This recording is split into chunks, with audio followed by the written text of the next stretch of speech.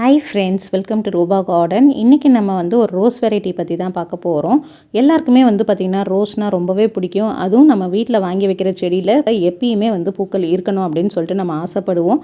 So அதுக்கு தகுந்த மாதிரி வெரைட்டி வாங்கி வச்சோம்னா எப்பயுமே நம்ம வீட்டு கார்டன்ல ரோஸ் இருந்துகிட்டே இருக்கும். இந்த ரோஜா செடியோட ஸ்பெஷல் என்னன்னு பார்த்தீங்கன்னா வருஷத்தில் 365 நாளும் நம்மளுக்கு பூக்கள் கொடுத்துக்கிட்டே இருக்கும். இந்த செடியை பற்றி தான் டீட்டெயிலாக இன்றைக்கி இந்த வீடியோ பதிவில் பார்க்க போகிறோம். ஸோ இந்த செடியோட பெயர் பார்த்தீங்கன்னா 7 days ரோஸ். ஸோ பேருக்கு தகுந்த மாதிரியே வாரத்தில் 7 நாளுமே பூத்து குலுங்கிக்கிட்டே இருக்கும்.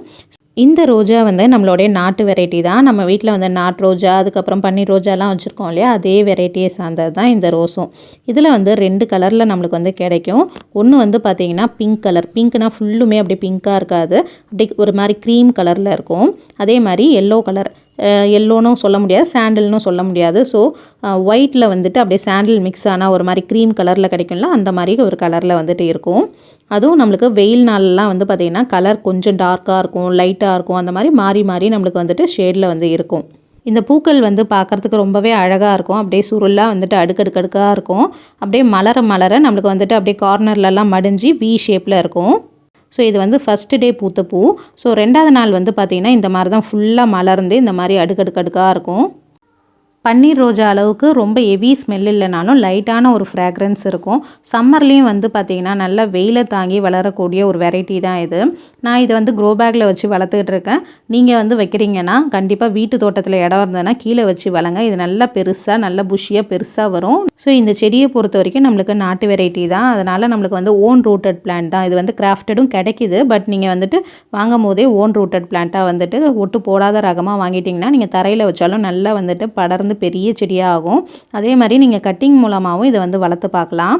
ஸோ இந்த இலைகள்லாம் பாருங்களேன், இந்த இலைகள் கூட பார்க்குறதுக்கு ரொம்ப அழகாக இருக்கும். மற்ற செடியை கம்பேர் பண்ணும்போது இது கொஞ்சம் டிஃப்ரெண்ட்டான ஒரு இலைகளாக தான் இருக்கும். ஸோ ஒரு மாதிரி பொடியாக இருக்க மாதிரி இருக்கும். இந்த செடியில் பார்த்திங்கன்னா முள் இருக்கக்கூடிய ஒரு வெரைட்டி தான் இது. இப்போ காஷ்மீர் ரோஸ்லாம் பார்த்திங்கன்னா முள் இருக்காது. ஸோ அதனால தான் இதில் முள் இருக்கிறதையும் நான் இன்ஃபார்ம் பண்ணிடுறேன். இது கொத்து கொத்தாக பூக்கக்கூடிய ஒரு வெரைட்டி கிடையாது. இது ஒரு ஸ்டெம்மில் பார்த்திங்கன்னா ஒரு பூ தான் வரும். ஸோ பட் நம்மளுக்கு செடி முழுக்கவே பூக்கள் இருக்கும். நம்ம ஒரு ஸ்டெம்மில் ஒரு பூவை கட் பண்ண நிறைய பிரான்ச்சஸ் வர ஆரம்பிச்சிடும் இல்லையா. ஸோ அதனால் நம்மளுக்கு ரிப்பீட்டடாக நிறைய பூக்கள் கொடுத்துக்கிட்டே இருக்கும். இந்த செடியை நான் க்ரோ பேக்கில் வச்சு வளர்த்துக்கிட்டு இருக்கேன்.